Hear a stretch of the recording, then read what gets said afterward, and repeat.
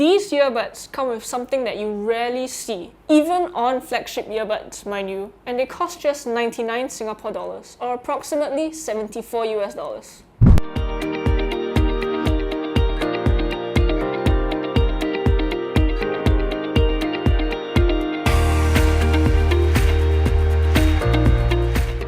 Hey guys, we have with us today the Oppo Enco Air, essentially the younger brother of the Oppo Enco X that I reviewed previously, but with an open fit design this time.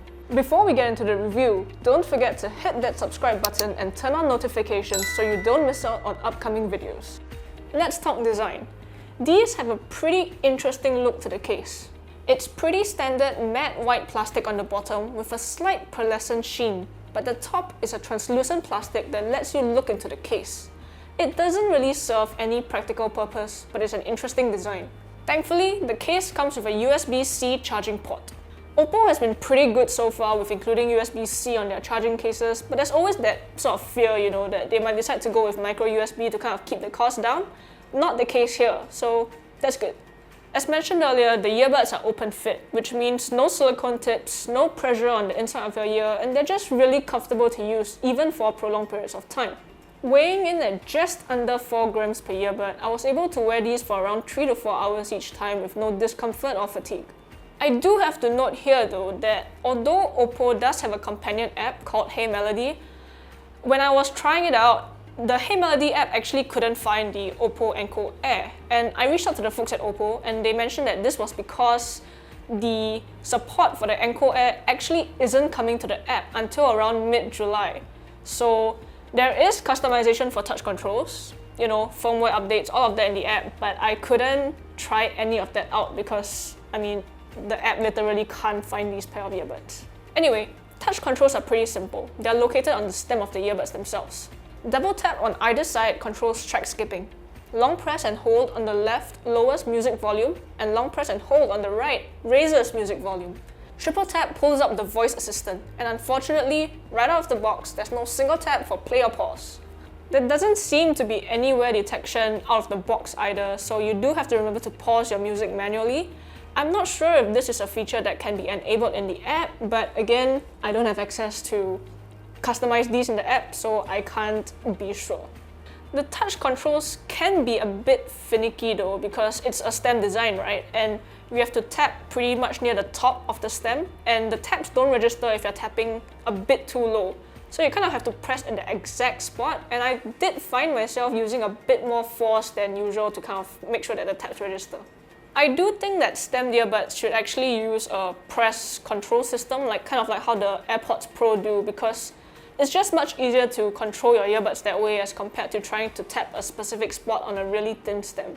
Oh, another good point to note here, the volume control on the earbuds are actually independent of your source devices, so if you are finding that the music is too low, I recommend you raise the volume on the earbuds all the way to the max before you kind of adjust it with the phone. A lot of people have actually mentioned to me that they find their earbuds too soft, and this is usually the reason why.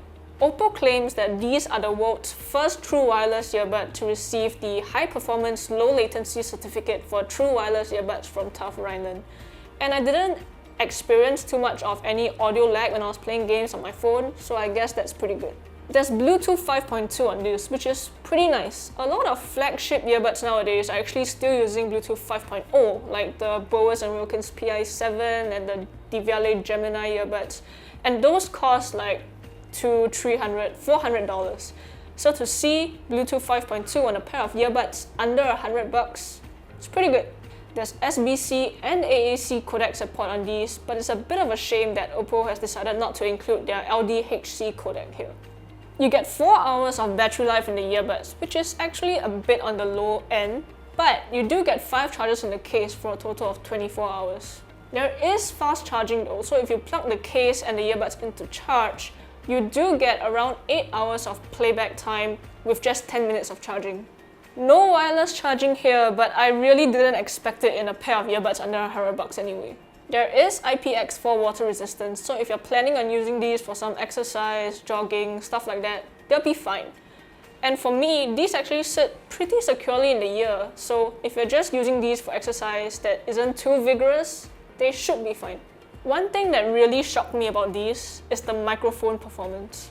As some of you might have heard in my previous reviews, a lot of my neighbors have been renovating their flats, so I get a lot of construction noise, especially when I'm on calls with my colleagues and stuff. With these though, Oppo claims that they have intensive AI noise cancellation technology. Most brands actually claim something like this, so I don't really pay that much attention to it.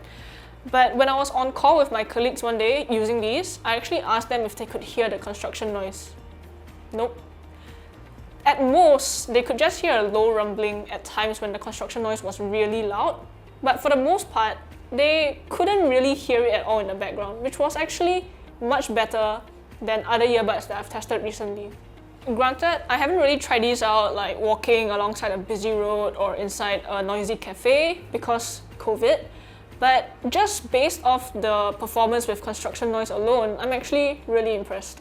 That being said though, these are open fit earbuds, so even though my colleagues couldn't hear the noise, I could, because there's basically no noise, there's no ceiling in their ears, so you kind of hear everything that's going on around you. So if you're working in noisy environments, it's something to take note of. Okay, let's move on to sound quality.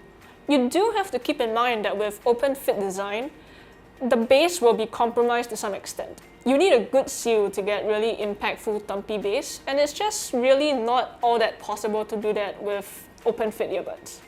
That being said, the audio quality out of these are actually better than their 99 Singapore dollar price tag suggests. The bass is present, but I found myself kind of pressing the earbud into my ears from time to time to kind of get a seal and really hear the bass better. You get a relatively balanced sound with the mid-range being the star here. Vocals are a bit more laid back, and I do find myself wishing that there was a bit more energy in the highs. Surprisingly, I actually preferred male vocals over female vocals on these, so all in all, the tuning, especially on the mid-range, is a bit more on the energetic side, and pop and rock actually do pretty well. The soundstage is pretty average. It's not too wide, but it's not overly cramped either. It's pretty much what you would expect out of a pair of true wireless earbuds. Instrument imaging is actually pretty accurate, and although more complex pieces might start to feel a bit blended together, overall the separation is generally quite well done. You won't be looking at these for detail or accuracy, but I think Oppo's actually kept the sound quite consumer friendly on these, and these are perfectly fine for casual listening. Anyway, those are my thoughts on the Oppo Enco Air. If you guys have any comments or questions, leave them down below. Don't forget to like this video and subscribe to us if you haven't. Till the next one, see you guys!